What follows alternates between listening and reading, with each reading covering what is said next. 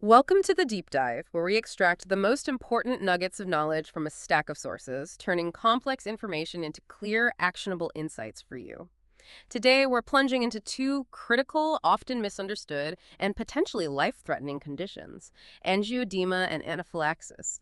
While both involve, sudden, severe reactions, their underlying mechanisms, their clinical presentations, and crucially, their emergency management are fundamentally distinct.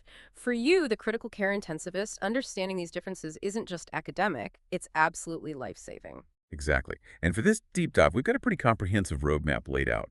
We'll start by deconstructing the core pathophysiological pathways that truly differentiate these conditions. Key. Then we'll take a real forensic look at ACE inhibitor-induced angioedema, which is a challenge you encounter frequently, I'm sure.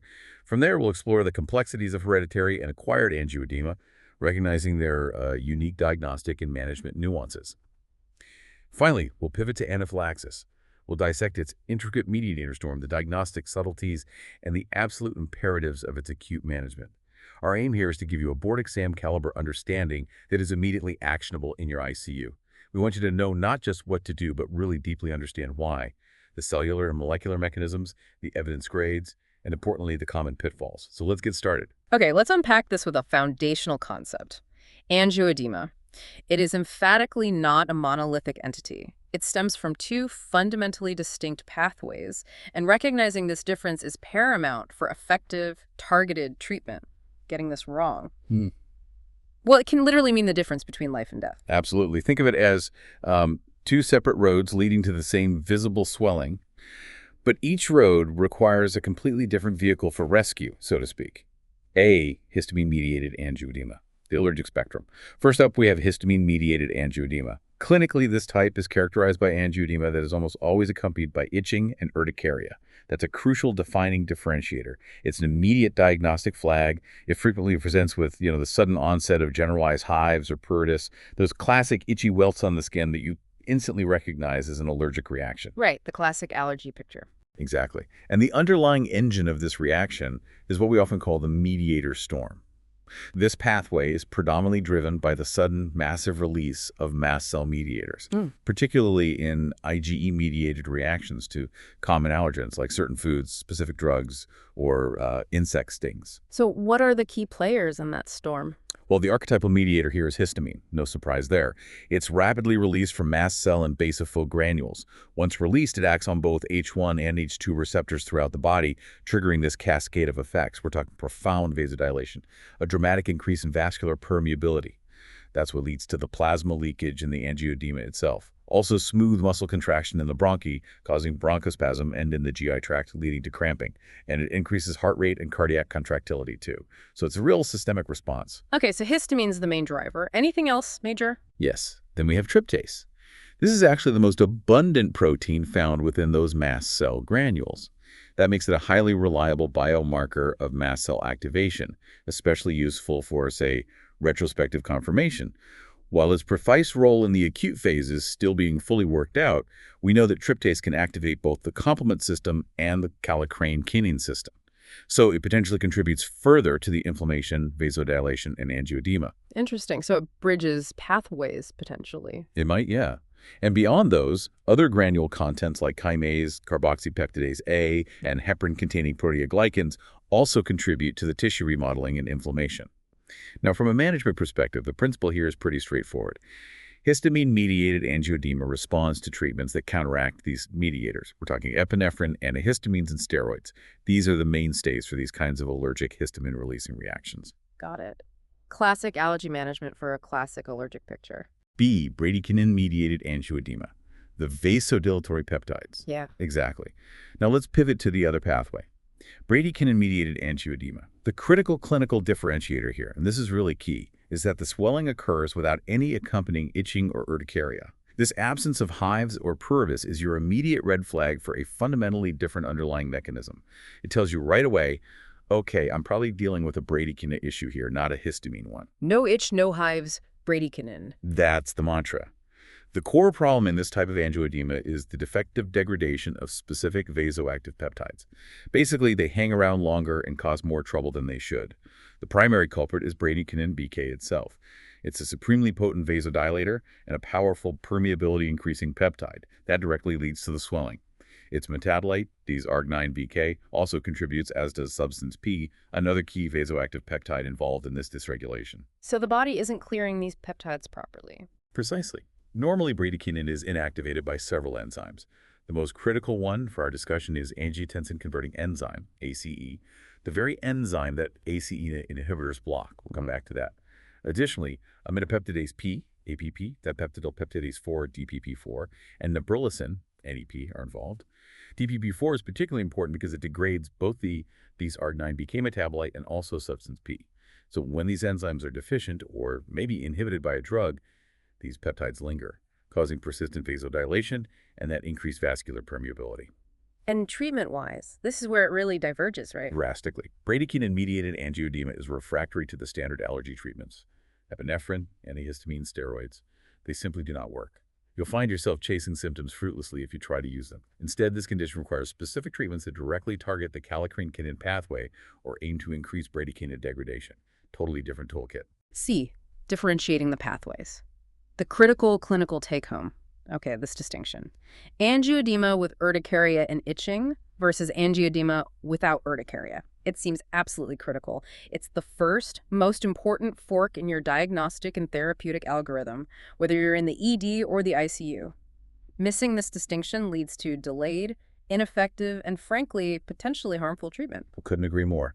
It sets the entire management plan. So to make sure you've got this locked in, let's consider a quick scenario. A board-style question, if you will. All right, let's try it. Imagine a patient presenting to your ICU, acute facial swelling, some dyspnea. You assess them thoroughly, but they emphatically deny any itching or hives. What is the most likely pathophysiological pathway involved here? And what immediate class of medications would you absolutely avoid administering? Okay. Facial swelling, dyspnea, no itching, no hives. That screams bradykinin-mediated. So the pathway is bradykinin. And the meds to avoid immediately would be epinephrine, antihistamines, and steroids. Perfect. Absolutely spot on. If you got that right, you've grasped the fundamental difference. That's the core takeaway. So to quickly recap this first section then, angioedema comes in two main flavors. Histamine-driven means you'll typically see itching and hives, and it responds to the usual allergic meds, epi, antihistamines, steroids. Bradykinin-driven means no itching or hives, and it's completely refractory to those standard treatments. That clinical presentation, itch hives or no itch hives, is your immediate critical differentiating factor. I couldn't summarize it better myself. That's the foundation. Okay, another recap and flashcard bullet list for Section I angioedema pathways. First, angioedema exists in two forms, histamine-mediated and bradykinin-mediated. For histamine-mediated, clinically, with itching and urticaria. Remember the hives, key mediators, histamine causing vasodilation, permeability, smooth muscle contraction. Also tryptase, which is a mast cell biomarker and can activate complement kallikrein-kinin. Others include chymase, carboxypeptidase A, heparin, treatment, response to epinephrine, antihistamines, steroids. And for bradykinin-mediated, clinically, without itching or urticaria. That's the key negative finding. Key mediators. Bradykinin itself, its metabolite Arg9-BK, and substance P, all due to defective degradation. Enzymes involved, remember ACE, APP, DPP4, and NEP are the main ones breaking these down normally. Treatment, refractory to epinephrine, antihistamines, steroids, requires specific therapies targeting the kallikrein-kinin pathway. ACE inhibitor-induced angioedema, ACEIA, a deep dive into bradykinin dysregulation. Okay, now that we understand the two major pathways, let's really unpack one of the most common and potentially devastating causes of that bradykinin-mediated type, the reaction to ACE inhibitors. This is something you're almost certainly going to encounter frequently in your critical care practice. That's right. ACE inhibitor-induced angioedema, or ACEIA, is a direct manifestation of that bradykinin dysregulation we just talked about. And it definitely warrants a deep dive into its specific mechanisms, diagnosis, and, importantly, treatment. A, etiology, and mechanism. So the core defect in ACEI is pretty well understood now. It results from the defective degradation of those vasoactive peptides we mentioned. Bradykinin, its metabolite Arg9-BK, and substance P. Let's visualize the mechanism. Imagine this finely tuned enzymatic cascade.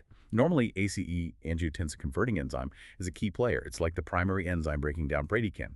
When an ACE inhibitor comes along and blocks this enzyme, well, bradykinin just accumulates. It can't get broken down efficiently. It's like putting a block in a pipe. The bradykinin level rises upstream. This leads directly to increased vascular permeability and the characteristic swelling we see. Like the dam analogy you used earlier, blocking ACE breaches the dam for bradykinin. Exactly. And while ACE is the primary target of the inhibitors, it's important to remember those other enzymes involved in bradykinin metabolism. Aminopeptidase P, APP, dipeptidylpeptidase 4, DPP4, neprilysin, NEP, they also play a role. The arginine BK metabolite is degraded by DPP4. Substance P is primarily inactivated by DPP4-2, though ACE and NEP help out. This just highlights the complexity and, I guess, the redundancy built into these pathways. But when you inhibit ACE, you significantly disrupt that balance. B. Clinical diagnosis of ACEIA. So how do we diagnose it in the trenches? Right, the diagnosis of ACEIA is fundamentally made on a clinical basis. There isn't a specific lab test for it, really. What are you looking for? Angioedema presenting without itching or urticaria. That's number one. Affecting characteristic anatomic sites, think face, lips, tongue, oropharynx, larynx, sometimes even the abdomen, which can be tricky. And critically, it's happening in a patient currently taking an ACE inhibitor. Your initial action in this scenario is crystal clear and decisive. The ACE inhibitor must be discontinued immediately. You assume it's the cause until definitively proven otherwise. Stop the drug first, ask questions later. Essentially, yes.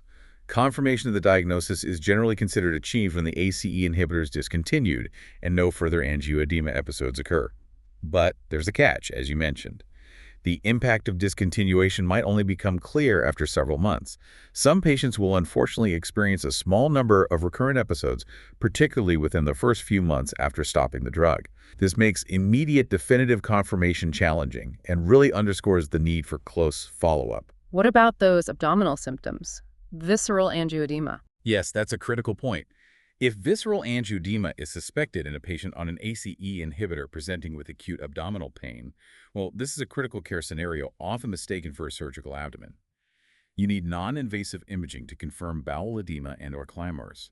Ultrasonography or computed tomography, CT, are the diagnostic modalities of choice. They're typically diagnostic in most cases. You'd reserve things like magnetic resonance imaging, MRI, and invasive endoscopy for those difficult cases where ultrasound and CT are non-diagnostic, but your clinical suspicion remains really high. C.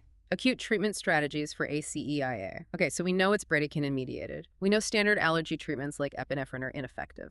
So the crucial question for us intensivists is, what does work? What's in our toolkit for ACEIA? Well, excellent point. Since these are bradykinin-driven, our therapies have to target that pathway specifically. 1. Fresh frozen plasma, FFP. This is one key option. Why? Because plasma, whether it's solvent, detergent treated, or fresh frozen, contains the enzyme ACE. The thinking is that administering plasma helps degrade those high levels of accumulated bradykinin, leading to the resolution of the angioedema. So you're basically giving back the enzyme that the drug inhibited. Exactly. The usual dose is 2 units for adults. Reports describe swelling resolution typically within 2 to 4 hours of plasma administration. Case reports have shown rapid improvement. But there is a controversy or caveat here. A significant limitation is that the levels of ACE in individual units of plasma can vary quite significantly. That could potentially impact consistent efficacy. Okay, FFP is an option, variable ACE levels notwithstanding. What else? 2. Acalentide. This is another agent. It's a kallikrein inhibitor. There was a trial involving 50 adults randomized to acalentide, 30 milligram, or placebo, in addition to conventional therapy like glucocorticoids and antihistamines, even though we know those aren't primary treatments. Interestingly, subjects in that trial had to present within 12 hours of symptom onset and either worsen or not improve during 2 hours of initial observation. So this highlights its potential use in a specific kind of evolving or worsening angioedema scenario. And what about tranexamic acid, TXA? It comes up a lot. Tranexamic acid, TXA. Yes, it does. The mechanism makes sense on paper. TXA inhibits the plasma-dependent formation of bradykinin. However, the data on TXA's utility in ACEIA are really mixed and limited mostly to retrospective studies, case controls, and case reports.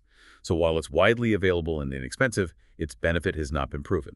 And more concerningly, 2 retrospective studies actually suggest TXA might be associated with worse outcomes in ACI-associated angioedema. Worse outcomes? How so? Well, one study found that patients treated with TXA, usually 1 gram intravenously, had a significantly longer length of stay in the emergency department, like 21 versus 5 hours, compared to those who didn't receive it. Also, more patients receiving TXA ended up being intubated 12% versus 3%. Another study showed similar findings.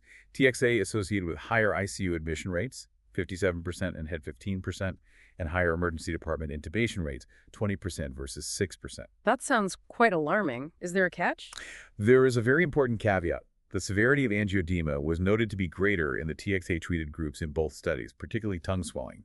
This strongly suggests a selection bias, basically. The sicker patients with more severe presentations were more likely to receive TXA in the first place. So we can't definitively say TXA caused the worst outcomes. It might just be a marker of more severe disease. The bottom line, randomized trials are still desperately needed to conclusively determine TXA's role, if any, in ACE-TIA. For now, its use is quite controversial. D. Long-term management and recurrence. Okay, so we've treated the acute episode. What about preventing it from happening again? Crucial part of management. Once a patient has experienced ACEI-induced angioedema, their discharge counseling must include several absolute imperatives. First, and this is non-negotiable, is the absolute necessity to avoid all ACE inhibitors in the future. This needs to be clearly documented and communicated. Second, they must be made aware of the risk of recurrent episodes, particularly in those first few months after the ACE inhibitor was discontinued. Providing written instructions or handouts for patients is highly recommended here. And recurrence actually happens even after stopping the drug. Yes, some patients do experience one or more recurrent angioedema episodes in the months following discontinuation of the causative ACE inhibitor. A long-term retrospective study followed 111 patients for up to 14 years. It showed that 46% had recurrences after stopping the ACE inhibitor. In 88% of those with recurrences, the episodes occurred within the first month. But recurrences continued for 6 months or more in some other patients. So if angioedema persists beyond several weeks, it definitely raises the possibility that the ACE inhibitor wasn't the sole culprit. Or maybe the patient had an underlying predisposition to angioedema that was just exacerbated but not entirely caused by the ACE inhibitor. This highlights the need for further workup if recurrences are persistent. The angiotensin system drugs and angioedema risk. So we know ACE inhibitors are absolutely out for these patients, but what about other drugs that affect the renin-angiotensin system? Are ARBs safe? What about the newer ARNIs? That's a vital question for long-term medication management. Let's break it down. Angiotensin receptor blockers, ARBs. These generally appear safer.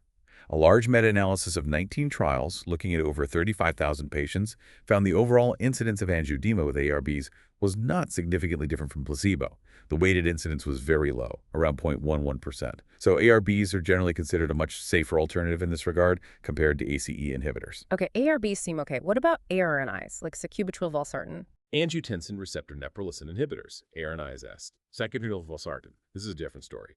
This combination drug, often used for heart failure, should not be given to patients with a previous angioedema reaction to an ACE inhibitor. Why?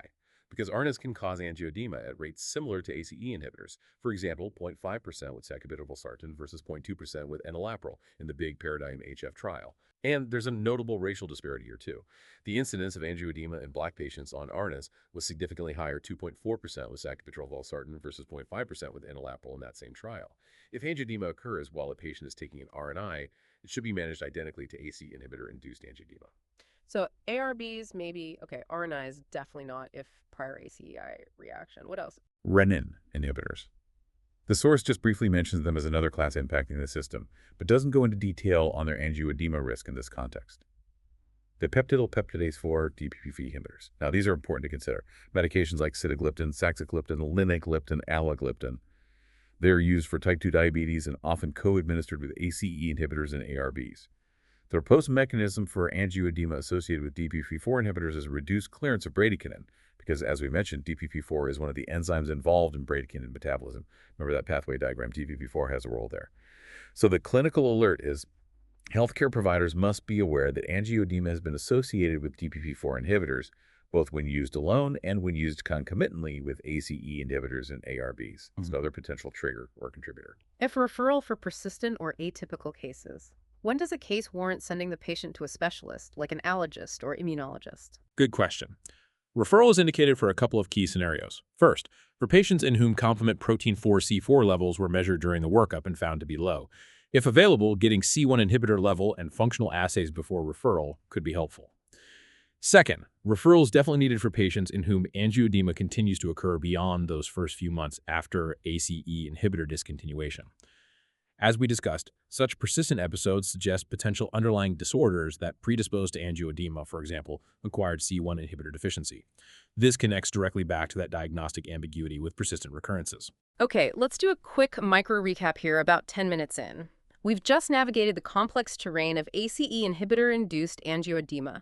Remember, clinical diagnosis is key, looking for swelling without itch or hives in a patient on an ACEI, reinforced by discontinuation and careful follow-up.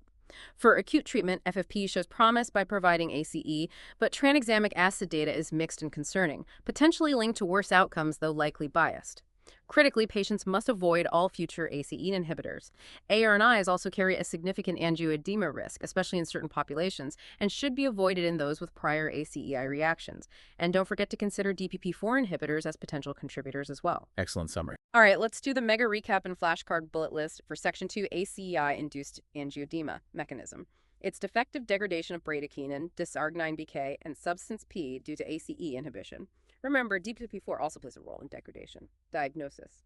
Primarily clinical, look for angioedema without itch and urticaria in a patient on an ACEI. Discontinue the ACEI immediately. Confirmation generally means no recurrence after stopping, but this may take months. Abdominal symptoms. Suspect visceral angioedema. Diagnose with ultrasound or CT. Reserve MRI endoscopy for non-diagnostic cases. Treatment, FFD. Usually 2 units for adults. Degrades bradykinin via the ACE it contains. Resolution typically 2 to 4 hours, but remember, ACE levels in plasma vary. Ecallantide, trial data suggests use in specific worsening cases. Tranexamic acid, TXA.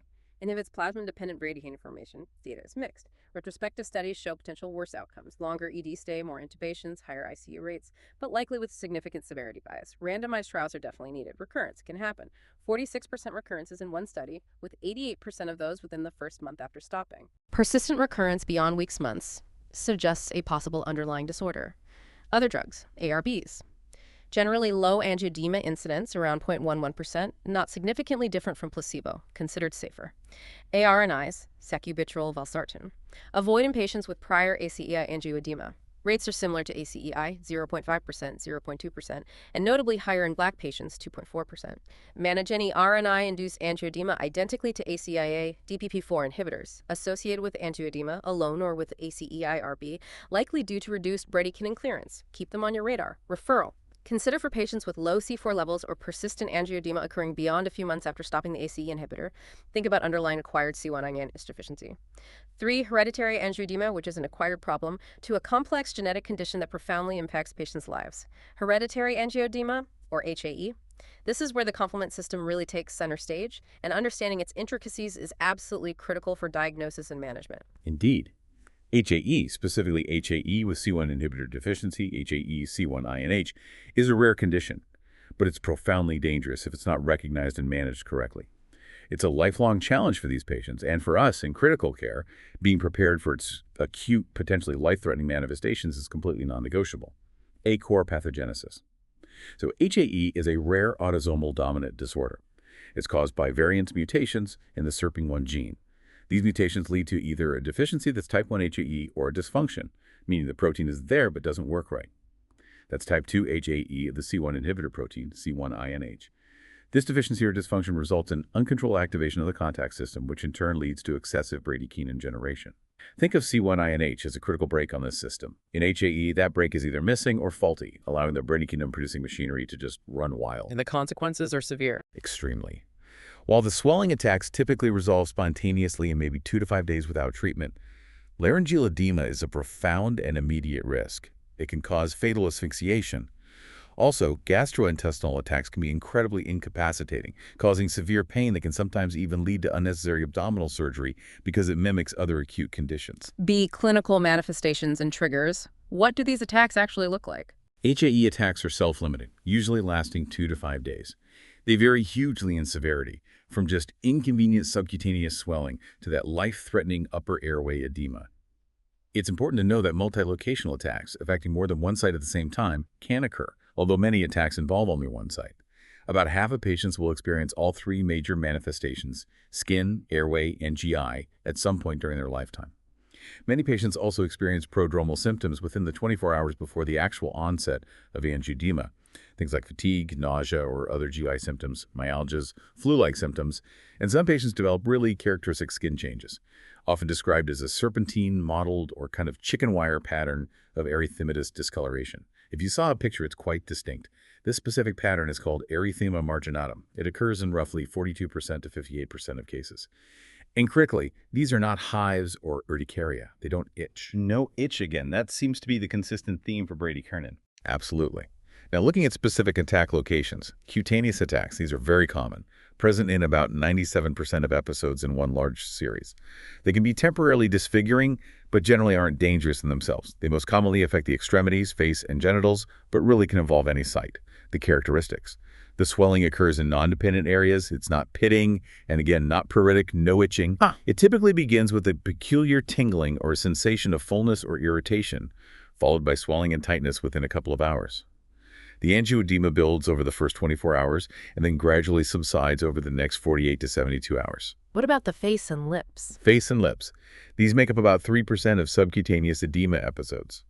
Interestingly, orofacial edema was the most common presentation in one study of Indian patients, 76%. Crucially, swelling in these areas must be monitored very closely because up to 30% of upper airway edema episodes are preceded by facial or labial edema. It's a vital early warning sign. And the dreaded airway attacks. Upper airway attacks, laryngeal. These are experienced by more than half of all HAE patients at some point. They are, without doubt, the most dangerous. Initial signs and symptoms can be subtle. A sore, scratchy, or itchy throat, a sensation of tightness or a lump in the throat, dysphagia, voice changes like hoarseness or roughness, or sometimes a resonant barky cough.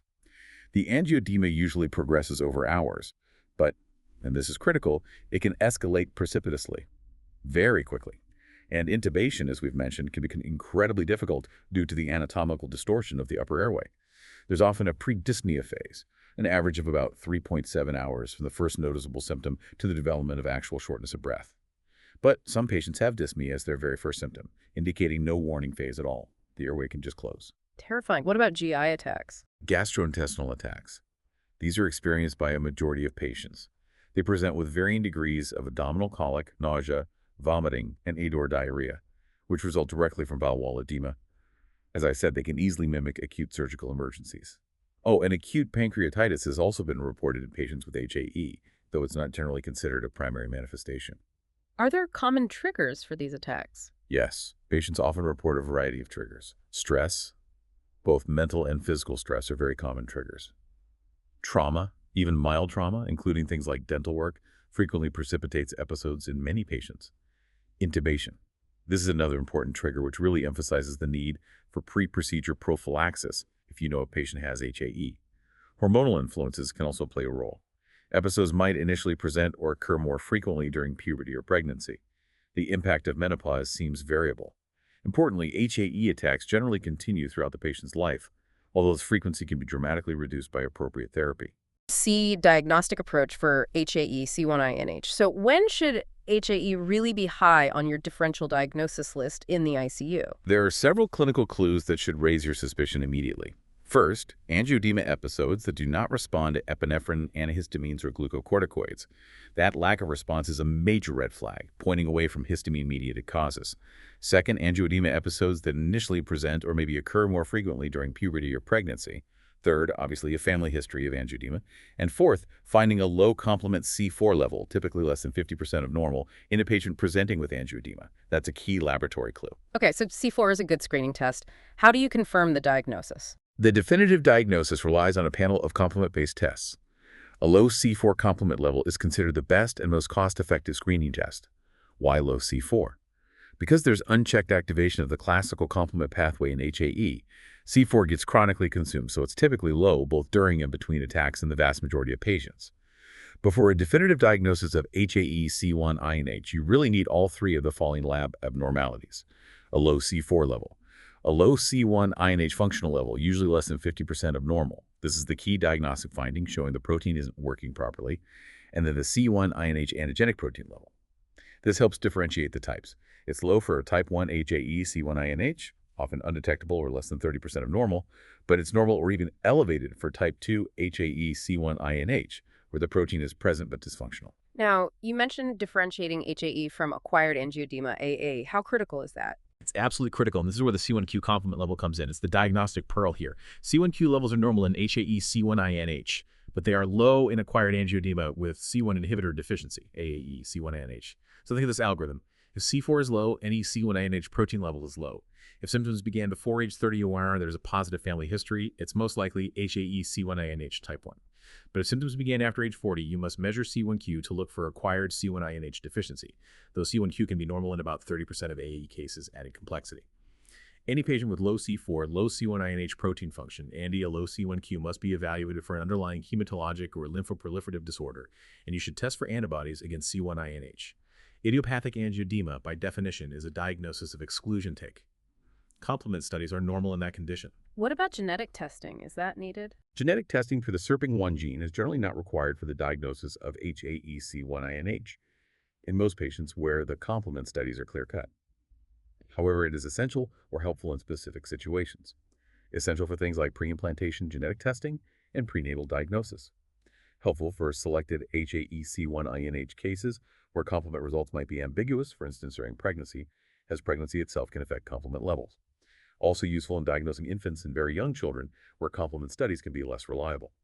And importantly, asymptomatic family members of affected individuals should be screened, usually by complement testing first. This is crucial because they might develop symptoms later and can transmit the mutation.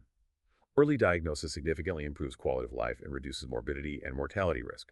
Remember, about 25% of HAE C1INH cases result from de novo mutations, meaning there isn't always a direct family history. Okay, let's pause for another micro recap, maybe around the 15-minute mark. We've just delved into HAE, a genetic disorder characterized by C1INH deficiency, leading to that potentially life-threatening laryngeal edema. Key takeaways. Recall the distinct clinical features: non-pitting, non-pruritic swelling, often with unique prodromal skin changes like erythema marginatum. Diagnosis hinges on specific complement abnormalities, especially a low C4 and low C1INH function. And C1q is absolutely key to differentiate HAE from acquired forms, which has significant implications. Genetic testing offers clarification in ambiguous cases and for family planning or screening. Nicely summarized. The C1q distinction is paramount. All right, mega recap and flashcard bullet list for Section 3, hereditary angioedema. Pathogenesis. It's autosomal dominant, caused by SERPING1 gene mutations leading to C1INH deficiency, type 1, or dysfunction, type 2. The result is uncontrolled bradykinin release. Clinical. Recurrent angioedema without urticaria or itching. Attacks typically last 2 to 5 days and are self-limited. Prodromes can include fatigue, GI symptoms, myalgias, flu-like feelings. Look for that characteristic skin change. Erythema marginatum, serpentine mottled chicken wire pattern. Attack sites, cutaneous, very common, 97%. Non-pitting, non-pruritic, affects extremities, face, genitals, starts with tingling fullness, progresses to swelling, tightness, or facial. Monitor closely for impending airway issues. Remember, 30% of upper airway attacks are preceded by facial or labial edema. Upper airway, laryngeal, affects 50% of patients at some point. Look for voice changes, dysphagia, barky cough. Can escalate precipitously. Intubation is difficult. There's often a pre-dyspnea phase, average 3.7 years, but it can be absent. Risk of fatal asphyxiation is real. GI presents as colic, nausea, vomiting, diarrhea from bowel wall edema. Pancreatitis has also been reported. Triggers. Common ones include stress, dental work, intubation, hormonal influences, may worsen during puberty, pregnancy, a variable impact with menopause. Diagnosis, clues. Angioedema that's refractory to epinephrine, antihistamine, steroids. Onset often with puberty, pregnancy. Positive family history, low C4 level, labs screening, low C4 usually 50% of normal. Confirmatory panel, need all three: low C4, low C1INH functional level 50%, and C1INH antigenic level, low for type 1, normal high for type 2. Critical differentiator, HAE versus AE. C1q level, it's normal in HAE but low in AAE. Genetic testing, not routinely required for diagnosis but essential for pre-implantation, prenatal needs, ambiguous cases like pregnancy, infants, young children, and helpful for screening asymptomatic family members. Remember, de novo mutations occur in about 25%. PV, acquired C1 inhibitor deficiency, AAE C1INH, paraneoplastic implications. Now let's build on that last point and really distinguish HAE from that separate but clinically similar entity, acquired C1 inhibitor deficiency, or AAE. This is such a crucial distinction to make because, as you hinted, this diagnosis carries a very critical oncologic implication for the patient. This is absolutely one of those diagnoses that, if you make it correctly and promptly, you've potentially saved a life in more ways than one. It's a classic example of a perineoplastic syndrome that we as intensivists absolutely need to be acutely aware of because it might present first in our ICU. Key characteristics. AAE with C1 inhibitor deficiency, AAE C1-INH, is a rare disorder. Clinically, it mimics hereditary angioedema with strikingly similar symptoms of swelling without itching. However, the key distinguishing features are AAE typically presents later in life, usually after the age of 40, and crucially, with no family history of angioedema. This immediately sets it apart from most typical HAE cases. Later onset, no family history. Big clues for AAE. B, etiology, the perineoplastic connection. Yeah. Exactly. Yeah. And it is absolutely paramount to recognize AAE because it is frequently, often, a perineoplastic syndrome. This means it can actually serve as the first clinical sign of an underlying malignancy. Most typically, it's associated with a B-cell lymphoproliferative disorder, like lymphoma or CLL. This strong association makes a prompt and accurate diagnosis potentially life-saving for the patient, allowing for early detection and treatment of the underlying cancer which might otherwise have gone unnoticed. The C1-INH deficiency in AAE is acquired, meaning it develops later in life, through one of two primary mechanisms, both frequently linked to that underlying B-cell pathology. Either there's direct consumption of C1-INH by the malignant cells, or the body develops autoantibodies against C1-INH, leading to its inactivation or increased clearance. C, diagnostic differentiator. The power of C1q. So we come back to C1q again. We do. As we discussed when differentiating from HAE, the C1q complement level is the critical laboratory test. To reiterate, in HAE, C1q is normal. In AAE, C1q is low. This is your definitive laboratory marker pointing towards an acquired process. Therefore, any patient presenting with that constellation of low C4, low C1-INH protein level, and or low C1-INH function, and a low C1q, that patient must be thoroughly evaluated for an underlying hematologic or lymphoproliferative disorder. Measurement of antibodies against C1-INH is also important in the workup of suspected AAE.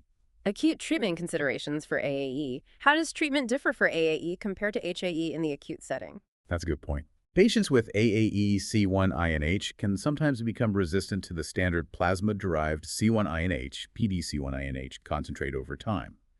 This is possibly due to the presence of those anti-C1-INH antibodies we just mentioned.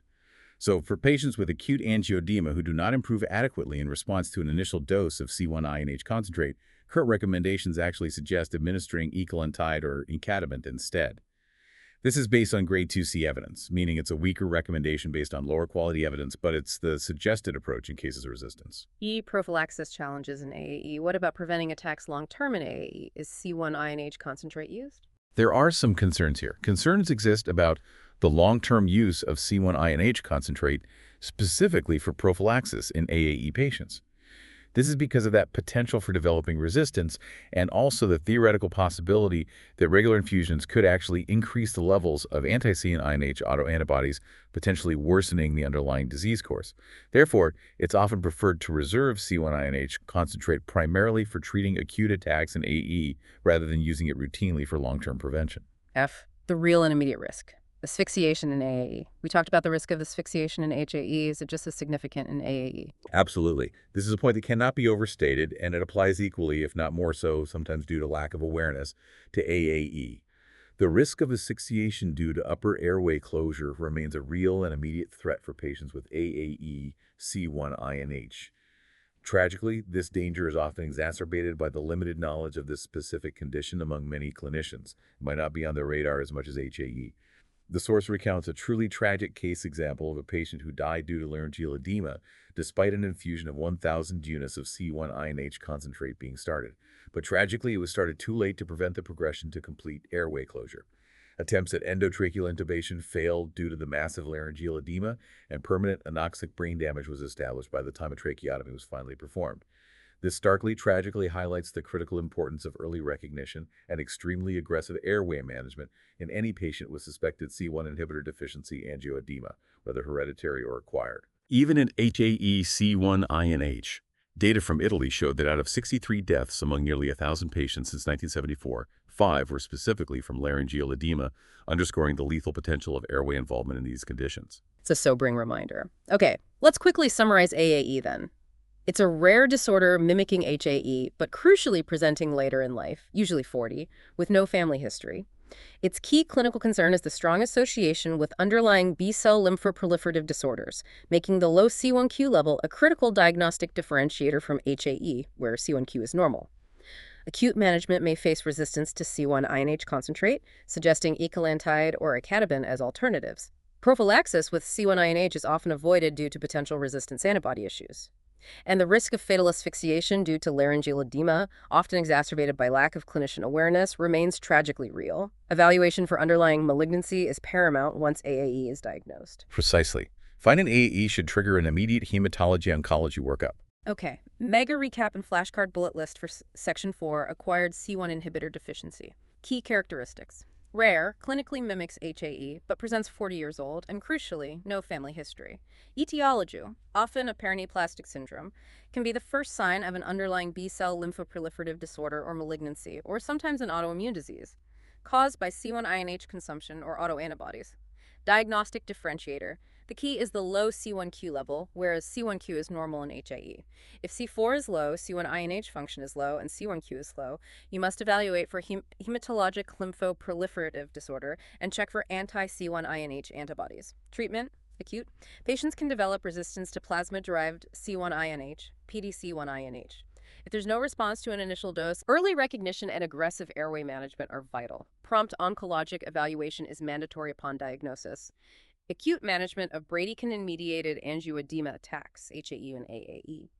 Okay, with the distinct pathophysiologies of both hereditary and acquired C1 inhibitor deficiency now clear, let's synthesize the acute management strategies specifically for these bradykinin-mediated angioedema attacks, particularly in the critical care setting.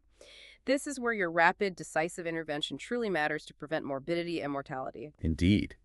The clock is ticking with these patients, especially if there's any hint of impending airway compromise. Oh. Our goal is to quickly reverse the swelling with specific therapies and secure the airway if needed. A. Pharmacologic treatment options, first-line therapies. The absolutely crucial principle here is that these specific therapies should be administered as early as possible in the course of an attack. Don't wait and see. One study showed that patients treated within 6 hours of symptom onset had significantly shorter times to both relief and complete resolution of symptoms compared to later treatment. Time truly is tissue, especially airway tissue here. Early treatment is key. So what are the first-line drugs? 1. Plasma-derived C1 inhibitor, PDC1-INH. This is really a cornerstone of therapy for both HAE and AAE acute attacks, keeping in mind the resistance issue in AAE. Available products include Berinert and Cinryze, which are administered by intravenous injection for acute treatment. Other products like Hygarda exist, but are approved only for prophylaxis and given subcutaneously. The recommended dose for Berinert for acute episodes is 20 units per kilogram of body weight. If the patient's weight-based dose falls between amounts in a vial, they typically come in 500-unit vials, you round up to the nearest whole vial. Administration. PDC1-INH should be reconstituted carefully, ideally warmed to body temperature before administration, and given through a peripheral vein by slow infusion, for example, 1,000 units over about 10 minutes. It can be administered at home by trained patients' caregivers or in a medical facility. In an emergency, it can be given without pre-warming, a key precaution. The solution must not be shaken, as this can cause denaturation of the protein. Just gently swirl to reconstitute. And the efficacy data looks good. Yes, the efficacy data is strong. A randomized trial using Cinryze, a fixed dose of 1,000 units, for non-laryngeal attacks showed a median time to unequivocal relief of 2 hours compared to over 4 hours with placebo. Another randomized trial comparing Berinert at 10 or 20 units to placebo for acute GI or facial cutaneous angioedema showed the higher dose of 20 units had a significantly shorter median time to onset of relief, just 0.5 hours, compared to the lower dose, 1.2 hours, or placebo, 1.5 hours. And a retrospective comparison looking specifically at 881 laryngeal attacks treated with various first-line therapies found that weight-adjusted PDC1-INH, Berinert 20 units, appeared to give the best outcomes, with time to onset of relief ranging from 15 minutes to 2 hours, and critically, none of the 48 attacks treated this way required a second dose. Okay, so PDC1-INH is a major player. What else? 2. Recombinant C1 inhibitor, rhC1-INH. Conistat alpha, brand names Ruconist or Rucin, is another important option. This provides a non-plasma-derived source of C1 inhibitor activity, which might be relevant if there are concerns about plasma-derived products. 3. Icatibant. This medication acts differently. It's an antagonist of the bradykinin B2 receptor, so it directly blocks bradykinin's effects at the receptor level. Dosing and administration. Most patients require only one subcutaneous dose to treat symptoms adequately. If symptoms are gradually improving, no further doses are needed. However, if symptoms continue to worsen after the initial dose, a second dose can be given after 6 hours, and a third dose, if needed, after an additional 6 hours. A maximum of 3 doses within a 24-hour period is recommended. Efficacy data. FAST trials. The data here is interesting. FAST 1, comparing icatibant to placebo, didn't demonstrate a clear benefit based on the primary endpoint. However, FAST 2, comparing icatibant to oral tranexamic acid, showed a clear benefit for icatibant. Median time to relief 2 hours with icatibant versus 11 hours with TXA. A pooled analysis of these trials shows significantly more patients receiving icatibant had symptom relief within 4 hours compared to placebo or TXA. Median time to near complete symptom relief was also significantly shorter with icatibant. Adverse effects. Hypersensitivity reactions, including anaphylaxis, have been reported, primarily with the first dose when given subcutaneously. Importantly, all such reported episodes have responded to epinephrine and other appropriate treatments with no fatalities reported. But caution is advised for readministration without specialist evaluation if a reaction occurred. So icatibant blocks the receptor. What about inhibiting the production pathway? 4. Ecallantide. Yes, that's where ecallantide comes in. It's a kallikrein inhibitor, acting upstream in the pathway that generates bradykinin. It's another specific therapy for these attacks. 5. Fresh frozen plasma, FFP. As we discussed for ECEIA, FFP remains an option, particularly if specific therapies aren't immediately available. It contains ACE, which helps degrade the excess bradykinin. The usual dose is 2 units for adults. 6. Tranexamic acid, TXA. Again, TXA inhibits the plasma-independent formation of bradykinin. The data remains mixed and limited, mostly retrospective. As we noted for ACIA, there are those concerning retrospective studies suggesting worse outcomes, albeit with potential severity bias. There's also debate about whether antifibrinolytics like TXA carry an increased risk of thrombosis, particularly in AAE patients who might have associated malignancies. If a patient with increased thrombosis risk needs long-term TXA for AAE, antithrombotic therapy might need to be co-administered. Are there newer agents on the horizon? Yes, a couple worth mentioning. 7. Berotralstat. This is an orally available small molecule inhibitor of plasma kallikrein. It's approved for long-term prophylactic treatment of HAE. There aren't reports yet on its efficacy, specifically in AAEC1-INH8 PHA 02121 decryptum. This is a novel small molecule antagonist of the bradykinin 2B2 receptor, similar mechanism to icatibant, but administered orally. A phase 2 study for on-demand use showed faster substantial symptom relief compared to placebo, median 3.9 hours versus 22.8 hours. This represents a promising future direction and effective oral on-demand therapy. Be acute airway management, the ultimate priority. We keep coming back to this, but it bears repeating. Airway. It absolutely cannot be stressed enough. If there is any evidence whatsoever of impending airway obstruction from angioedema, we're talking laryngeal swelling, significant tongue swelling, or opharyngeal swelling, immediate intubation is mandatory. Any delay, even minutes, can rapidly lead to complete airway obstruction, making subsequent intubation exceptionally difficult or even impossible. Intubation in this specific scenario can be exceptionally challenging due to the distorted anatomy and massive swelling. It should always be performed by the most experienced clinician available in the building.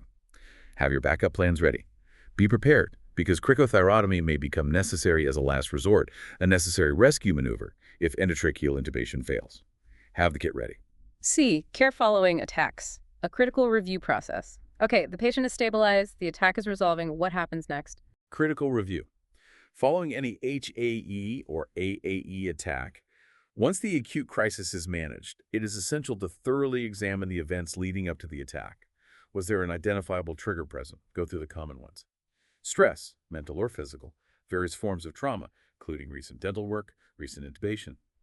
Reviewing how and when the patient sought medical attention, and critically, whether their written plan of action, which all these patients should have, was available and actually utilized.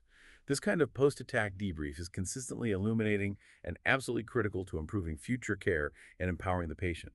It's a crucial step for quality improvement in individual patient management. Okay, let's do a quick micro recap. We're probably around the 20-minute mark. We've just covered the crucial acute management of bradykinin-mediated angioedema, HAE and AAE.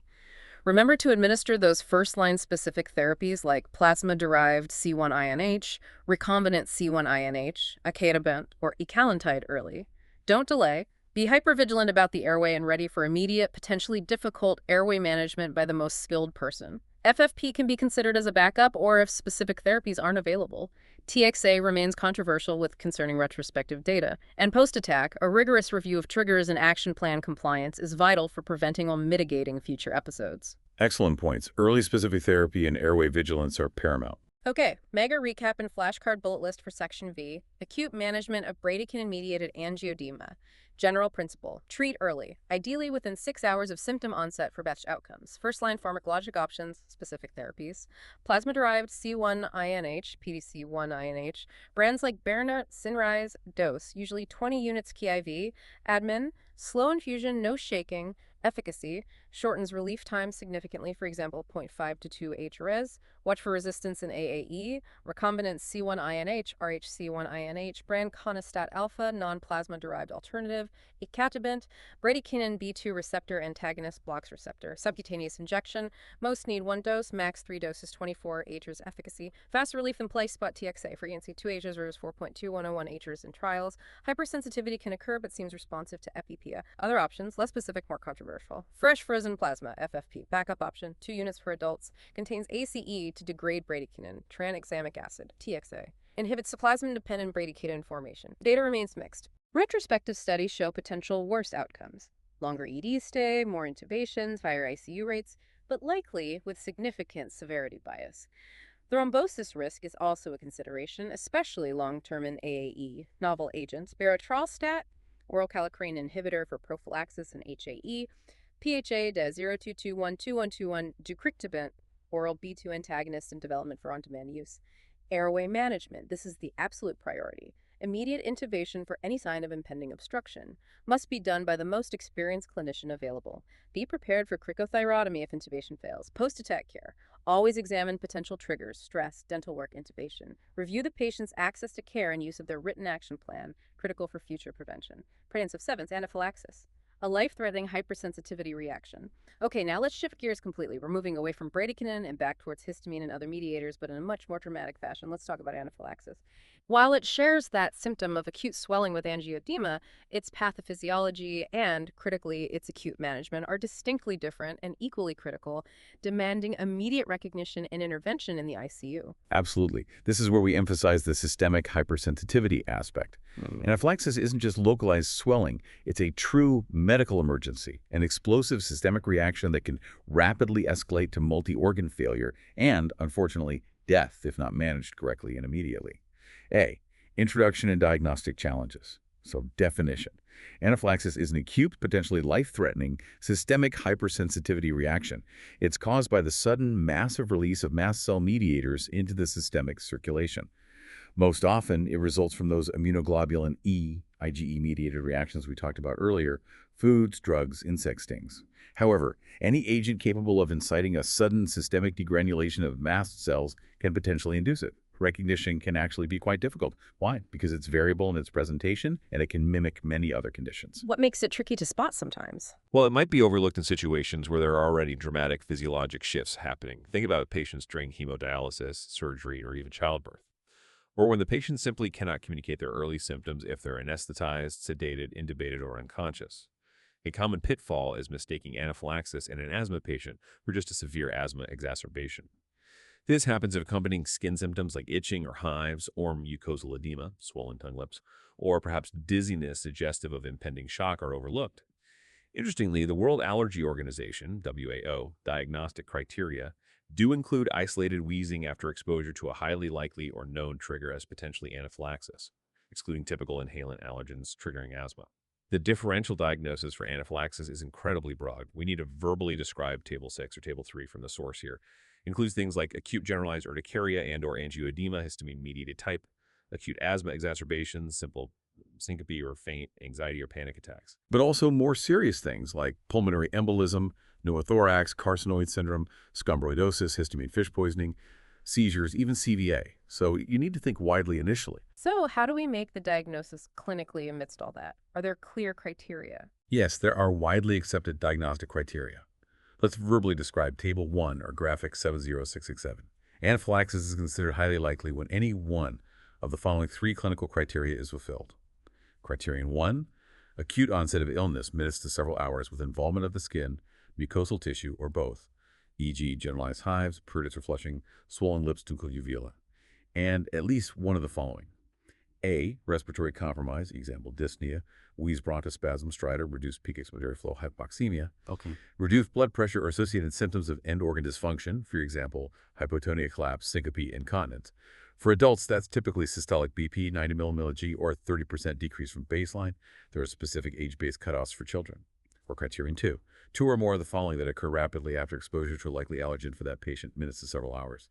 A. Involvement of the skin or mucosal tissue. B. Respiratory compromise. C. Reduced BP or associated symptoms. D. Persistent gastrointestinal symptoms, usually cramping, abdominal pain, vomiting, diarrhea. Or criterion 3, reduced blood pressure after exposure to a known allergen for that patient, minutes to several hours, again using the standard BP cutoffs. So you see, skin signs are common but not essential if other systems are involved after a likely or known allergen exposure. B, core pathophysiology, the cascade of events. Okay, so that's how we diagnose it. What's actually happening under the hood during anaphylaxis? You mentioned the mediator storm earlier. Plagiator storm revisited. Yes, it's Yeah. that storm kicked into high gear. In IgE-mediated anaphylaxis, the activation of mast cells, basophils, and even eosinophils results in the rapid release of preformed inflammatory mediators. Histamine is key again, acting on H1 and H2 receptors, both mediate flushing, hypotension, and headache. H1 receptors specifically mediate tachycardia, pruritus, rhinorrhea, and bronchospasm. Tryptase, that reliable biomarker, is released in large amounts. Other preformed mediators include chymase, heparin, histamine-releasing factor, and platelet-activating factor, PAF. Then the cellular activation also stimulates the new synthesis of lipid-derived mediators from arachidonic acid. These include leukotrienes, prostaglandins, and more PAF. These contribute significantly to bronchospasm, hypotension, and erythema. It's a multi-pronged attack. So it's not just histamine, it's a whole cocktail. A very potent cocktail. 2. Complement and coagulation activation. And it doesn't stop there. We see evidence of complement activation during anaphylaxis, decreases in C4 and C3, and generation of C3A have been observed. The coagulation system also gets activated. There's demonstrable evidence of this during severe anaphylaxis, including decreases in factor V, factor VIII, and fibrinogen. Alarmingly, fatal disseminated intravascular coagulation, DIC, has occurred in some instances about 8% of anaphylaxis deaths in one UK analysis. Successful treatment with tranexamic acid has actually been reported for DIC specifically in this context, which is interesting given the controversy around TXA and angioedema. The contact system also gets involved, indicated by decreased high molecular weight kininogen and formation of various complexes. Kallikrein activation generates more bradykinin and activates factor 12, which itself can trigger clotting and clot lysis, leading back to complement activation. PAF seems to be an important mediator in the development of DIC, at least in mouse models, so the complex interplay between inflammation and coagulation. And what about the shock state itself? 3. Shock physiology.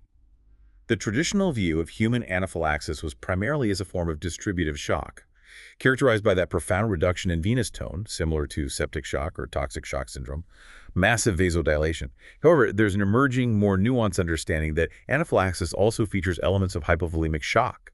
There's significant fluid extravasation out of the vasculature, causing reduced venous return. Plus, there can be depressed myocardial function contributing to the shock state, so it's often a mixed picture. Depressed myocardial function, even in previously healthy hearts. 4. Cardiovascular system impacts. Yes, absolutely. The human heart can be profoundly affected during anaphylaxis, independent of any treatment effects.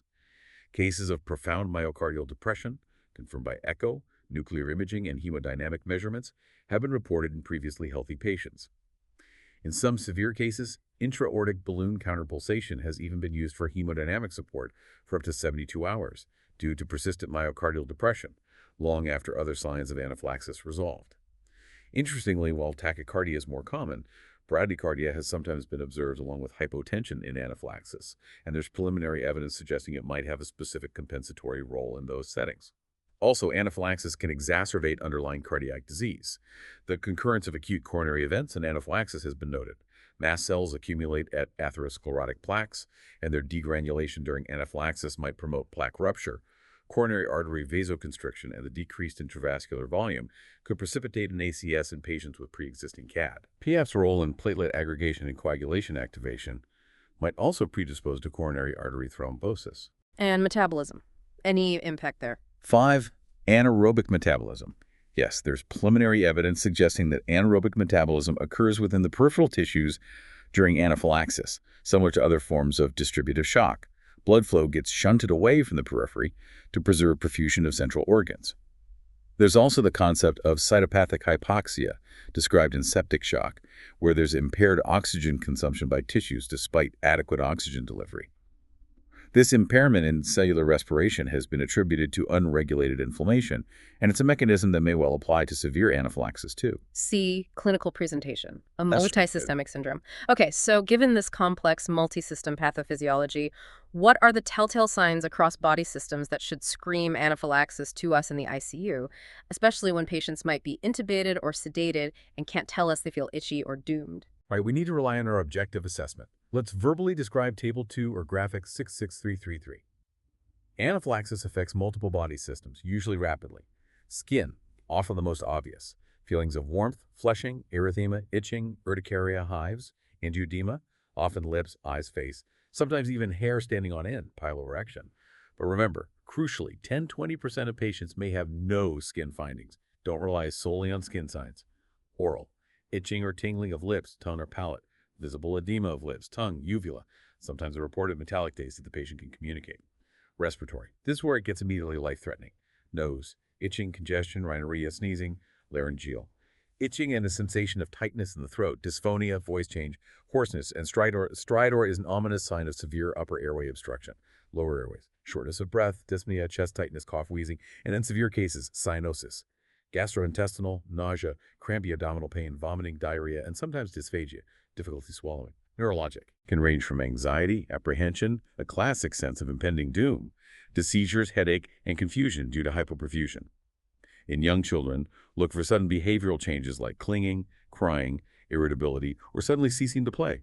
Ocular, periorbital itching, erythema and edema, tearing, and conjunctival erythema. Other uterine cramps can occur in women and girls. The real danger signs, especially in infants and children, but relevant to all, are rapid progression of symptoms, any evidence of respiratory distress, stridor, wheeze, dyspnea, increased work of breathing, retractions, persistent cough, cyanosis, signs of poor perfusion or shock, severe abdominal pain or vomiting, dysrhythmia, hypotension, or collapse. D types of anaphylaxis and their nuances.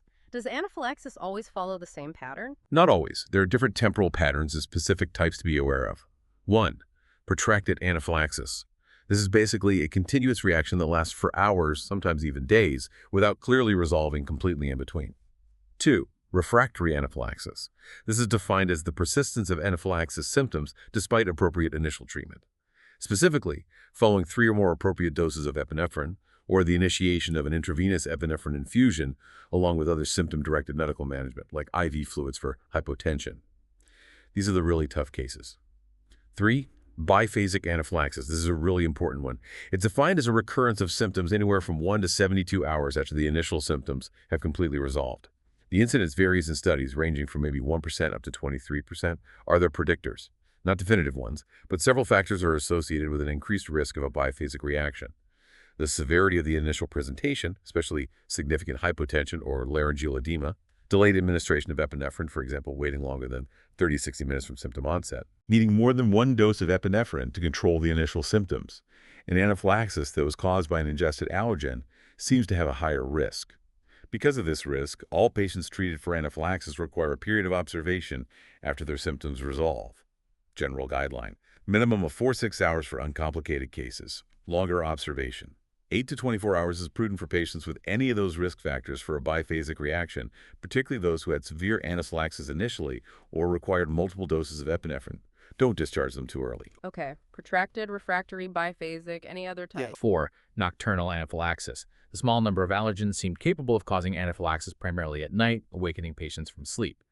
5. Exercise-induced anaphylaxis, EIA, and food-dependent exercise-induced anaphylaxis, FDEIA. These are interesting. In FDEIA, patients normally tolerate this specific food without any reaction, but an episode can be triggered if they ingest that food and then exercise shortly afterwards. Diagnosis involves allergy testing, skin tests or specific IgE, as sensitization is usually demonstrable. Sometimes testing for common FDEIA foods is warranted even if the patient isn't suspicious.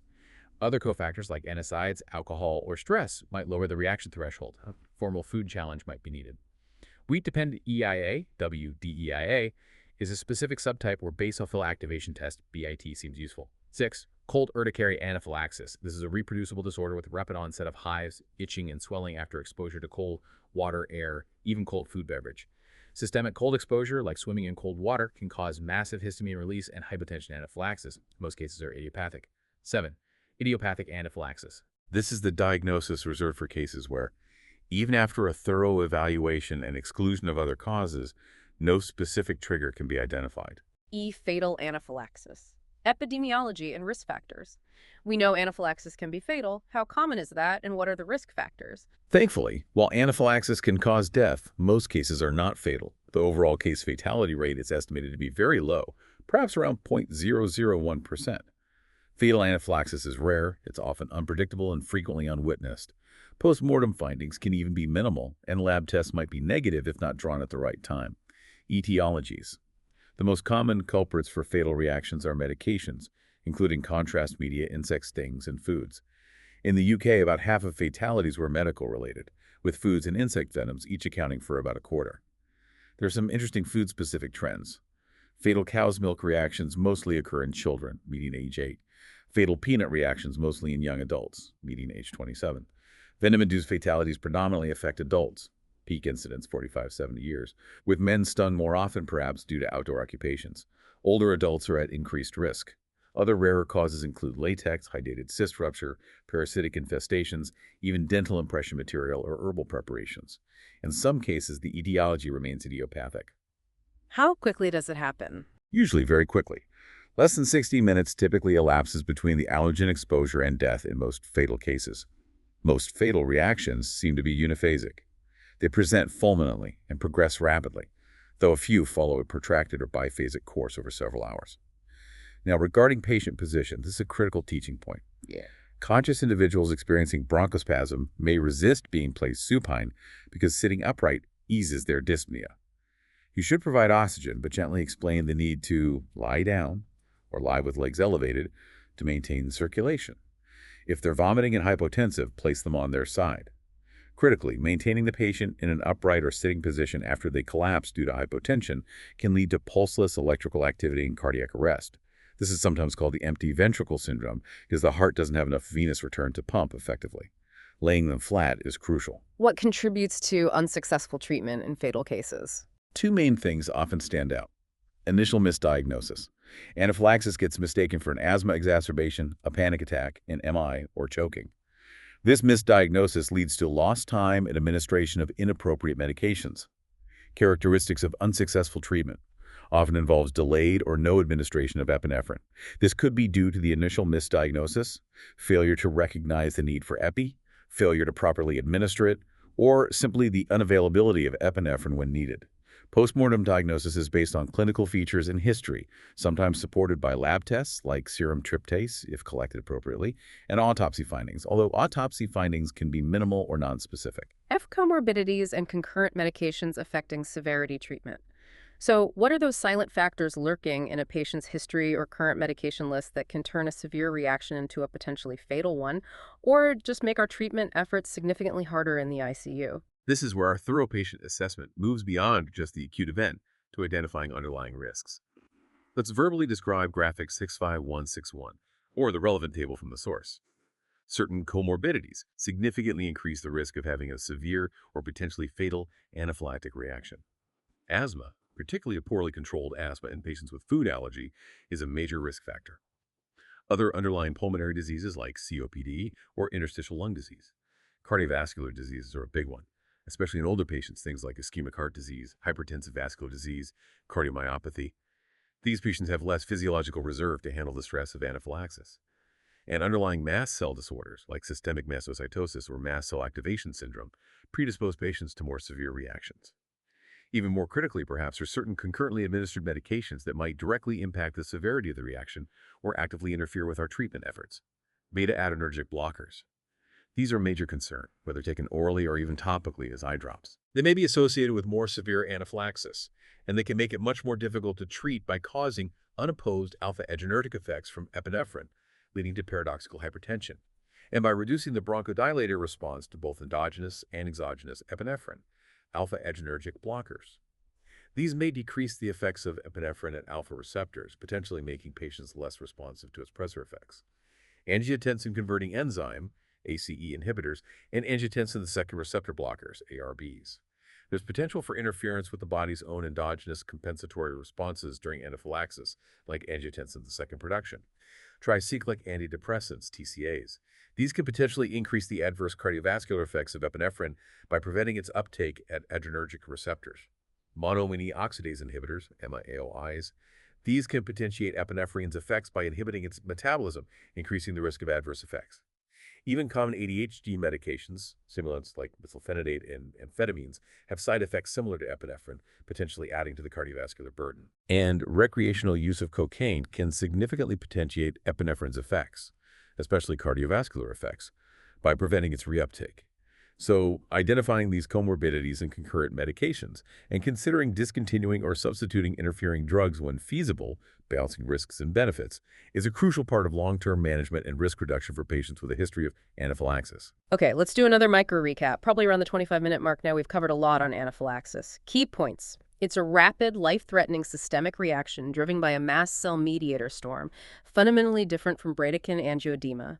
Diagnosis is clinical, based on a set of criteria involving multiple organ systems. While urticaria and itching are common hallmarks, remember up to 20% of patients lack skin findings.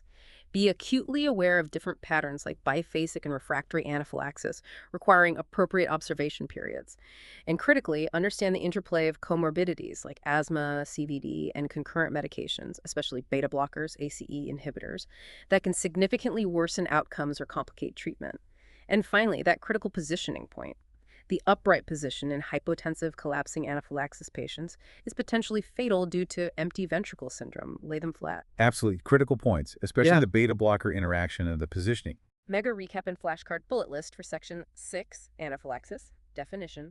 Acute life-threatening systemic hypersensitivity reaction from sudden mast cell mediator release, often IgE mediated. Presentation is variable, can mimic other conditions. Pathophysiology, mediators, it's a storm. Histamine, H1H2 effects, tryptase, biomarker, PAF, leukotrienes, prostaglandins. Systemic effects, widespread vasodilation, increased vascular permeability, smooth muscle contraction, bronchi, GI.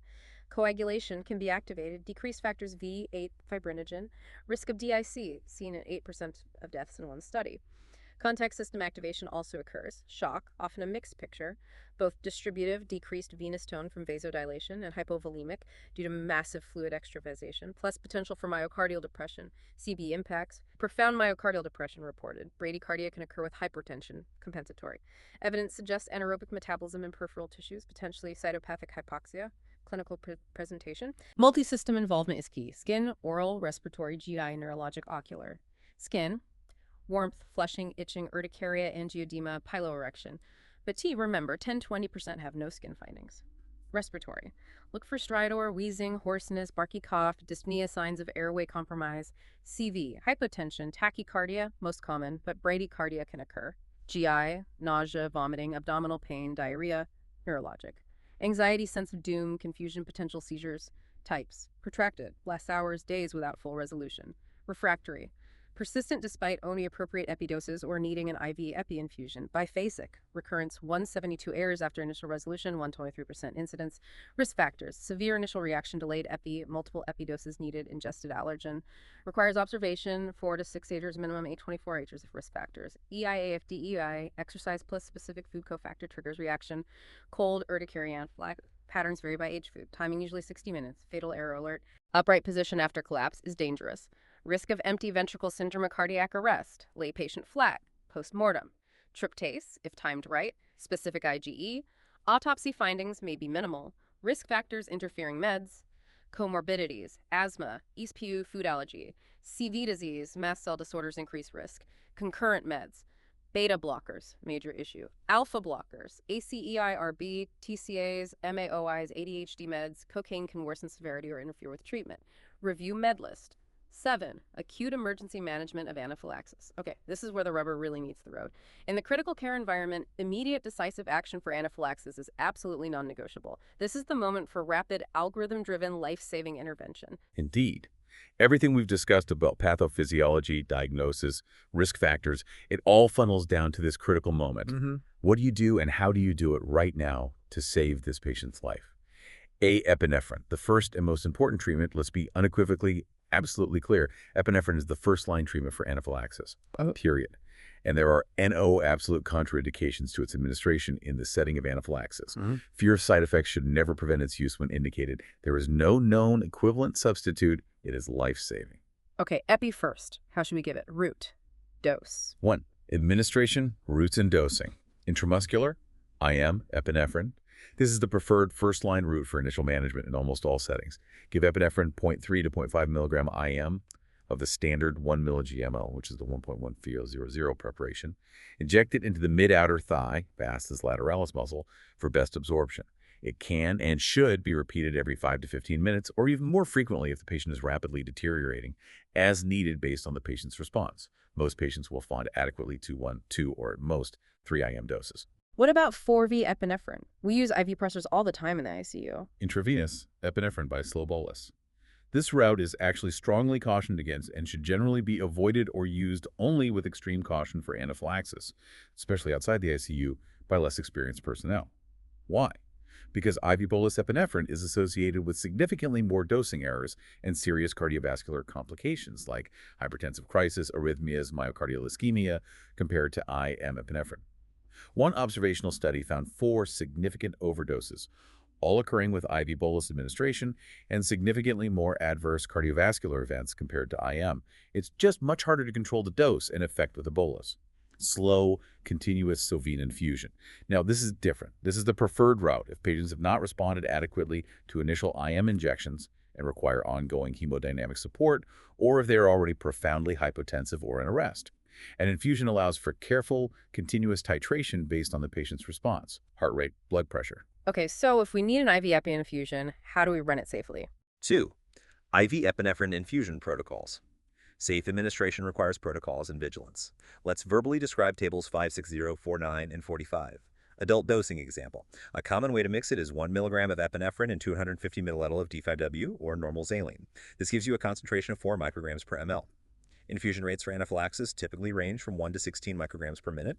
Using that 4 millicgml concentration, this equates to running the pump at 15 to 240 millirentals per hour. You start low and titrate up rapidly based on blood pressure and heart rate response. Pediatric dosing example. For kids, you need weight-based dosing. A common dilution might be 0.1 milligrams in 100 milliliter, giving 1 microgram. For a 20-kilogram child, typical infusion rates range from 0.05 to 1 microgram kg minute. This translates to 1 to 20 micrograms per minute or 60 to 1200 milliliters per hour using the 1 milligml concentration, the just concentration for reasonable rates. Again, start low, titrate carefully. Preparation. Unused diluted solution should generally be discarded within 24 hours or less, depending on hospital policy. If there's a risk of volume overload, using a very dilute solution should only be a temporizing measure until a more concentrated one can be prepared and administered via pump. Crucial precautions for IV epinephrine. This is not like other pressors necessarily. It can cause life-threatening hypertension, severe cardiac ischemia, and ventricular arrhythmias if not titrated properly. It must be administered only by clinicians trained and experienced in its dose titration, using continuous non-invasive electronic monitoring of heart rate and blood pressure, ideally an arterial line if possible. Remember, epinephrine is an ischemia-causing agent, and it's also a vesicant if it extravasates. Monitor the 5E infusion site meticulously. Central venous catheter administration is preferred when available and feasible. Have an extravasation protocol ready, feasible phentolamine infiltration. To reduce medication errors, institutions absolutely must have approved protocols for epinephrine infusions, including standardized preparation steps, administration only via a programmable infusion pump, and standard concentrations. What exactly is epi doing that's so beneficial in anaphylaxis? 3. Mechanism of action and adverse effects of epinephrine. Let's verbally describe Table 47. Epinephrine hits multiple adrenergic receptors, giving it uniquely beneficial effects in anaphylaxis. At alpha-1 receptors, it causes vasoconstriction, which increases peripheral vascular resistance and raises blood pressure. It also decreases mucosal edema, which is critical for relieving upper airway obstruction, example in the larynx. At beta-1 receptors, it increases heart rate, positive chronotropy, and increases the force of cardiac contraction, positive inotropy, helping cardiac output. At beta-2 receptors, this is also key, decreases mediator release from mast cells and basophils, helping to shut down the underlying process. It also causes bronchodilation, relieving wheezing and shortness of breath. And interestingly, beta-2 stimulation causes some vasodilation, but the overall alpha-1 vasoconstriction effects typically dominate in anaphylaxis, leading to increased BP. The adverse effects, as we mentioned, are primarily related to overdose or inappropriate administration, especially for IV bolus. Life-threatening hypertension, cardiac ischemia, ventricular arrhythmias. These occur most commonly after an IV bolus, an overly rapid IV infusion, or an erroneous IV injection of the concentrated 1 mg/ml 1.100 solution instead of an appropriately diluted solution like 0.1 mg/ml 1.1 milliliters or 0.01 mg/ml 1.10 thousand. Dilution is critical for IV use. And you mentioned prompt administration is key. 4. Importance of prompt administration. Absolutely critical. Do not delay giving epinephrine if anaphylaxis is suspected. Even mild systemic reactions, like those sometimes seen after allergy immunotherapy injections, are best treated immediately with epinephrine. This appears to prevent progression to more severe symptoms much more effectively than waiting or trying other therapies first. When an autoinjector is used by a patient or bystander, or epinephrine is administered in another form outside the hospital, emergency services, like 911, should be initiated immediately with the clear complaint of anaphylaxis. Don't wait to see if the reaction worsens after the first dose. The call can always be aborted if the patient fully recovers, or paramedics can assess without necessarily transporting if stable. Better safe than sorry. Studies have shown that prompt epinephrine administration, for instance in immunotherapy-induced anaphylaxis, usually leads to only mild symptoms, often without needing additional injections, even in cases that turn out to be biphasic later. Early epi makes a huge difference. B, airway management. Immediate and aggressive. Okay, epi first. What about the airway? We talked about this for angioedema. Same principle applies, perhaps even more urgently sometimes in anaphylaxis due to the rapid onset. Airway is paramount. If there is any evidence of impending airway obstruction from angioedema components of anaphylaxis, AG, significant laryngeal swelling, stridor, severe oropharyngeal edema, immediate intubation is critical. Delaying intubation in this setting can rapidly lead to complete airway obstruction, making subsequent intubation exceptionally difficult or flat-out impossible. As discussed earlier, for bradykinin angioedema, intubation in the setting of severe airway edema must be performed by the most experienced clinician available. Have difficult airway equipment, including surgical airway capability, immediately accessible. Be prepared for cricothyrotomy as a necessary rescue maneuver if endotracheal intubation fails. C. Adjunctive therapies after epinephrine. So epinephrine is the mainstay. What about antihistamines and steroids? Don't we usually use those too? Yes, they are often given, but it's crucial to understand their role. They are adjunctive therapies, meaning they are given in addition to, and importantly, after epinephrine has been administered. They do not replace epinephrine. 1. H1 antihistamines.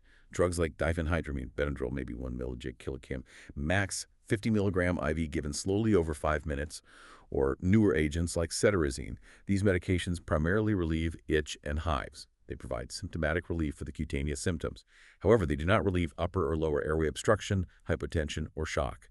They also do not inhibit mediator release from mast cells and basophils at standard doses.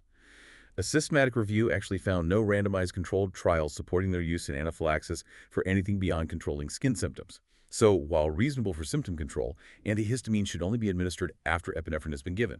2. H2 antihistamines. Drugs like famotidine, Pepsid, maybe 0.25 mg/mg, max 20 mg IV given slowly. These can be considered in addition to H1 blockers for symptom relief, particularly for hives, although the evidence is weak. 3. Glucocorticoids. Such as methylprednisolone, Solomedrol, maybe 1 mg/kg, max 125 mg IV. These are often given with the idea of potentially preventing protracted or biphasic reactions, although their immediate effect on acute anaphylaxis symptoms is limited because they take hours to work. The evidence supporting their routine use to prevent biphasic reactions is actually not very strong, but they are still commonly administered. The key message: epi, first and foremost. Adjuncts are secondary and for symptom control or potential prevention of later phases, not for acute life-saving treatment. D. Post-acute care and patient education. Okay, patient is stabilized, getting adjuncts. What's our role before they leave the ICU or hospital? Crucial steps for preventing future episodes. Autoinjector. You absolutely must explain the critical importance of carrying an epinephrine autoinjector, like an EpiPen or generic equivalent, at all times if they are diagnosed with anaphylaxis and have a known or potential trigger. They need prescriptions for typically 2 autoinjectors. Family, friends, education. Advise patients to ensure their family, friends, coworkers, school personnel are aware of their anaphylaxis risks, the potential causes, and critically, how to recognize symptoms and how to administer the epinephrine autoinjector correctly. Proper injection technique needs to be taught to avoid unintentional injection into fingers or other body parts. Referrals. Arrange appropriate referrals to an allergy immunology specialist in a timely manner after the initial event. This is crucial for confirming the diagnosis, attempting to identify the specific cause, if unknown, assessing risk factors, and developing a comprehensive long-term management and avoidance plan. It's 8. Laboratory confirmation and etiology determination for anaphylaxis. All right, so once the acute crisis is managed, the patient is stable, we've started the discharge planning. Our role as intensivists might extend to helping confirm the diagnosis retrospectively and, if possible, identifying the cause to prevent recurrence. How do we approach that? Exactly. The acute phase is about immediate stabilization. The post-acute phase is about investigation and prevention, gathering the evidence to confirm what happened and why. A. Serum tryptase, the vital marker for mast cell activation. Serum tryptase level measurements are really essential here. They assist in the retrospective confirmation that an anaphylactic event involving mast cell activation actually occurred. They can also help rule out underlying mast cell disorders. But, and this is a critical point, for acute management, tryptase results are not available on an emergency basis. The assay takes several hours to perform in the lab. Therefore, you should never wait for tryptase results before treating suspected acute anaphylaxis. Treat based on clinical criteria. Draw the blood for later confirmation. When should you draw the blood? The sample for serum tryptase measurement is optimally obtained 1 to 3 hours after the onset of anaphylaxis symptoms. That's the peak window. You also need a comparison point. So, a second measurement of baseline serum tryptase should ideally be performed at least 24 hours after all clinical signs and symptoms of anaphylaxis have completely resolved. How do you interpret the results? The diagnosis of anaphylaxis, or at least mast cell activation consistent with it, is supported if the event-related tryptase level is elevated above the upper limit of normal, often 11.4 ng/ml, but check your lab's reference range, OR. Elevated by at least 20% above the patient's own baseline level plus 2 ng/ml, using the formula. Event tryptase 1.2x baseline tryptase plus 2, AND. The tryptase level returns to the normal baseline range after the event resolves. What if it stays high? If the tryptase level is elevated, for example, 11.4 ng/ml, in both the acute sample and the baseline sample obtained later, then the diagnosis of an underlying mast cell disorder like mastocytosis, hereditary alpha-tryptosemia, or monoclonal mast cell activation syndrome should be seriously considered. Persistently high baseline tryptase may warrant further evaluation, potentially including bone marrow biopsy. The big caveat here: a normal tryptase level cannot refute the diagnosis of anaphylaxis. Tryptase can be normal in some clear-cut anaphylactic reactions, especially maybe milder ones or those primarily involving basophils. It's helpful when positive, but not definitively exclusionary when negative. Okay, so tryptase helps confirm mast cell activation happened. What about finding the actual trigger? B. Allergen testing, identifying the culprit. This is the ultimate goal for prevention.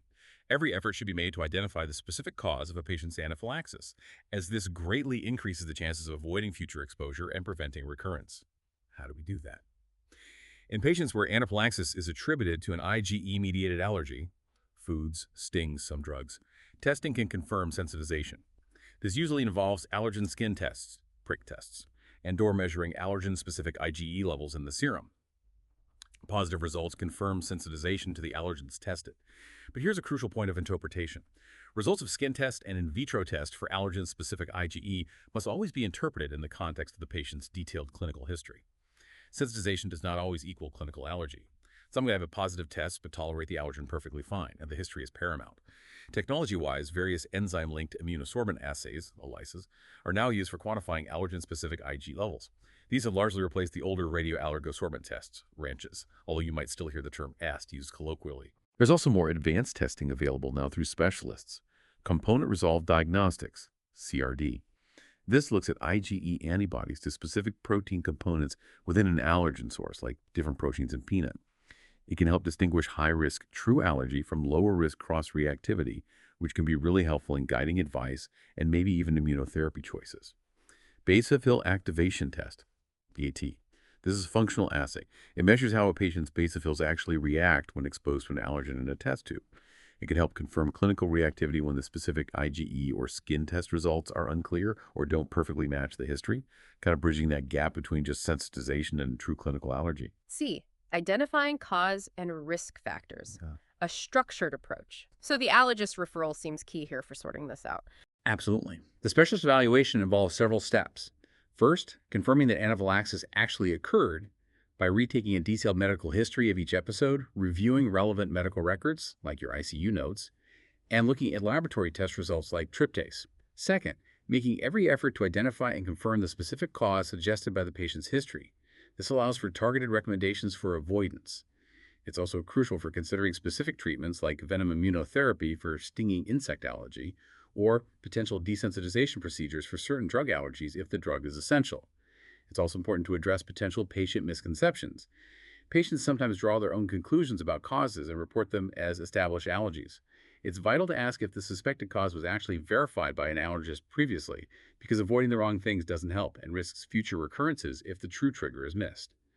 Third, assessing for those cofactors we mentioned that might have contributed to the episode or lower the threshold, things like exercise, alcohol consumption, or taking NSAIDs around the time of the reaction. Fourth, determining if other factors contributed to the severity, like those comorbidities, asthma, CVD, or concurrent medications, beta blockers, which could potentially be modified to reduce future risk. This includes that medication review. If a medication contributed to the anaphylaxis or interfered with treatment, discontinuing it or substituting it should be strongly considered, always balancing the benefits and risks with the patient and their other physicians. And finally, reinforcing patient education. Educating the patient, family, caregivers about confirmed triggers, strict avoidance measures, how to recognize early symptoms of a recurrent episode, and crucially, how and when to use their epinephrine autoinjector. D. The patient with no identifiable cause. What if, after all that, no trigger can be found? The idiopathic cases. That happens. If no trigger can be identified by history or testing, it's really important to take a step back and thoroughly reconsider the entire differential diagnosis of anaphylaxis. Could it be something else mimicking it? And also explore the possibility of a hidden or perhaps novel trigger that wasn't initially considered. In patients with repeated episodes of anaphylaxis or anaphylaxis-like symptoms without an obvious cause, it's also important to exclude those underlying systemic disorders we touched on earlier. Things like hereditary alpha-tryptosemia and rare mast cell disorders, including systemic mastocytosis and monoclonal mast cell activation syndrome, should be considered and ruled out by the specialist. Outro. Wow, we have truly performed a deep dive today. We've dissected the intricate mechanisms, the diagnostic challenges, and the critical care implications of both angioedema and anaphylaxis. It's crystal clear that recognizing their distinct pathways, bradykinin versus histamine, is not just academic exercise, it's absolutely life-saving when you're faced with these emergencies in the ICU. Indeed. Understanding the critical roles of bradykinin versus histamine. Knowing the specific diagnostic markers like C1q for acquired angioedema versus tryptase for anaphylaxis, and mastering the nuanced approaches to management from those targeted C1 inhibitor therapies or icatibant for bradykinin-mediated angioedema to the critical, immediate, non-negotiable role of epinephrine for anaphylaxis. All of this knowledge really empowers you, the intensivist, to intervene effectively, rapidly, and ultimately to improve patient outcomes dramatically. So for all our critical care intensivists listening, here's a final provocative thought for you to mull over as you go about your shade. As we look to the horizon, we see the future of HAE therapy, potentially moving towards groundbreaking genetic editing with technologies like CRISPR. And for anaphylaxis, we see the promise of needle-free epinephrine formulations, like nasal sprays or sublingual films, showing rapid absorption and improved stability in clinical trials.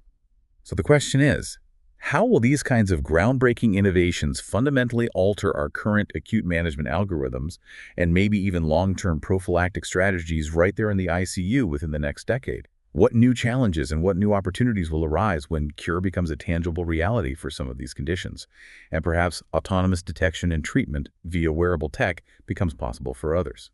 Think about the paradigm shifts this could bring to critical care. A fascinating glimpse into the future. Thank you for joining us on this deep dive. Stay curious, stay informed, and we'll see you next time.